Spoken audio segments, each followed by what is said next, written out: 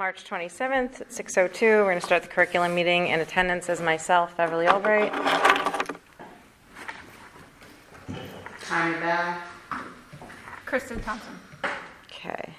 And the first thing on the agenda is the social studies resources. Hello, everybody. So I just wanted to let you know that I put some textbooks on the back of the table.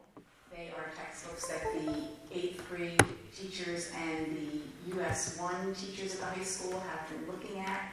I will also, between this meeting and tonight's meeting, I plan to put a document back there with some QR codes onto some online items so that you guys all have that. And looking to possibly make a recommendation at the April CNI committee meeting.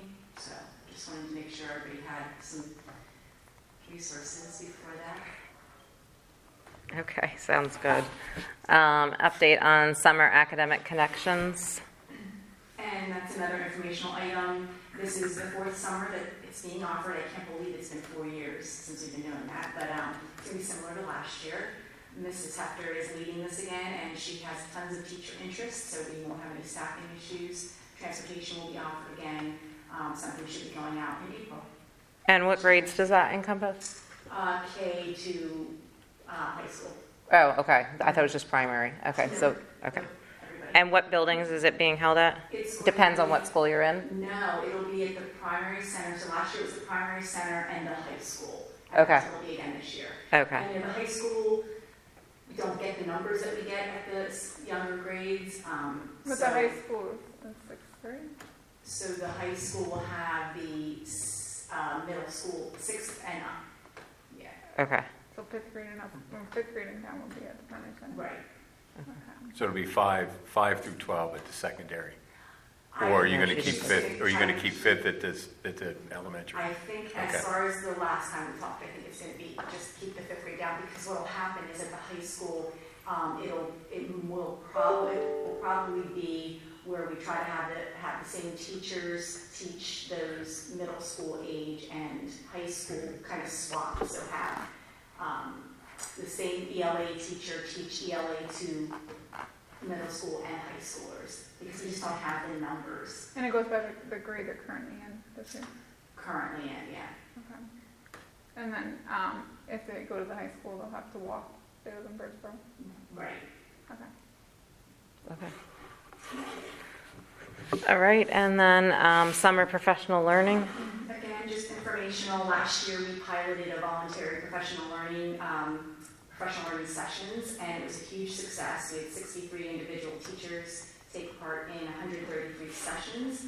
So this year we're doing it again, but this time all of our instructional coaches are going to be involved, and there's going to be many more sessions offered based on the feedback from teachers.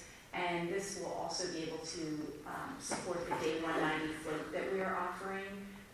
That's that in-service day that teachers can engage on their own time, and they can kind of customize it to whatever pertains to their needs in the classroom. So again, I don't know exactly how many sessions we're offering, but it's a lot over June, July, and August, so teachers can have their schedule set before I think they already know what the sessions are that are out there, so they can plan their summer PD according to the schedule. And how many in-service days can that replace? One. Just 6 one? hours, yeah. Okay, so they only take 7 hours, or can they take more than that? There's an hour, 2 hours, there's all kinds. Right, but can they take like 20 hours if they want? Like it's Yep, and last year, people engaged in those and didn't go towards anything. okay. So they don't get paid for anything over. Right. Okay, Yeah, got it. yeah, and also, we even have some, they're even, a couple of them are doing some book studies, which will last the entire school year, Mm-hmm. and a lot of people express interest in that, and so, but yeah, it can all go towards that 7 hours if they have to. Okay. Yeah. Okay. And I'm gonna be honest, I don't know what that last thing is. Chat GPT. I'm so excited that you don't know what it is. I have no idea what that is. I don't know. So what I was going to start off the presentation with, or the conversation with, was, well, I'm sure you've all been hearing a lot about ChatGPT. Nope, obviously I haven't. You have not.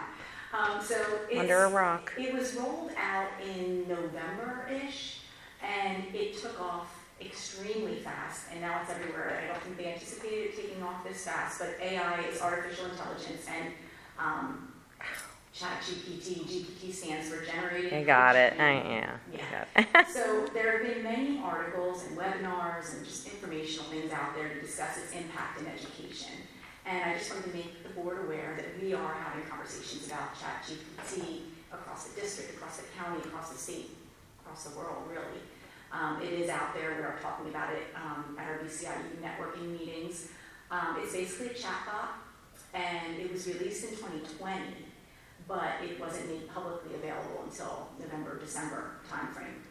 It has some shortcomings, but now there's already, since November, an upgraded version called ChatGPT 4, and it can handle more words, it accepts images, it accepts text inputs, advanced reasoning, it can do code. It's getting much more creative and collaborative. So just to explain what it is you can ask it any question, almost like Google, but it will give you an unbelievable response. So I've used it a few times, so wanted to play around with it. Mm-hmm. One day I asked it, one of the principals was asking me, hey, do we have a list of questions that we ask on an interview to a certain specific, wasn't just a teaching position, it was something specific. And I said, yeah, I'll find them. And I went to my computer to find mine. And I'm like, I'm going to ask ChatGPT. So I went on and I said, give me 10 questions for I think for a math specialist. Mm-hmm. And it gave, I liked 9 of them out of the 10. They were amazing. So I sent them off to the principal, and the principal called me right away and said, Ange, your questions are amazing. And I was like, thank you. No, I'm just kidding. I gave credit to ChatGPT, but I could have taken it for my own. Amazing, really amazing. So I've tried to attend as many sessions as I could. They were offering, University of Pennsylvania Graduate School of Education was offering a 3-part series, so I attended them on Zoom. And they had professors on there, and the consensus is it's not going away. We can't ban our way out of this. It's everywhere. It's embedded in everything, just like artificial intelligence is embedded in everything. I mean, Google, go back to calculators. That was the first start of these types of things. So basically, we're going to have to reimagine what we do in the classroom, especially as you get to those upper grades. And when our students leave us and they graduate from here, they're going to be using artificial intelligence all the time. So it's it is imperative that we kind of stay up with the times here in the field of education. Now, the implications are, of course, teachers are going to need to be supported and trained, and we have to talk about beliefs and values and all that stuff. So there's a lot to it. And then, some people are excited about it. Some teachers are really excited about it. I'm excited about it. But some are very worried. And we worry about plagiarism. We worry about cheating. We have to accept that it's a powerful learning tool, and it's not going away, but it can be a thought partner.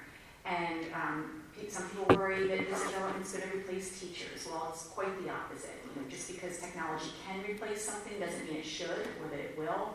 So our students still need to develop the soft skills that a computer doesn't have. Kids also need teachers to scaffold their learning and help them with this critical thinking and problem solving, but ChatGPT can be a thought partner. There's lots of ways we can use it. I can talk more about it if you want, but I just basically wanted everyone to know that we're aware of it and kind of trying to stay up with the county and collaborate together to figure out what all the schools are going to do with it. Okay. All right, anything else? The only other thing I forgot to put on the agenda was just feedback from our Ed Camp that we had on March 13th. We had an in-service day where we gave our teachers lots of choice into what they were doing. We had administrators present, we had teachers present, outside presenters, and I just wanted to say it went off beautifully. Lots of positive feedback. We started the day off with a coffee truck that the Health and Wellness Department was able to provide to our teachers. We had a goose chase during it was a lot of fun.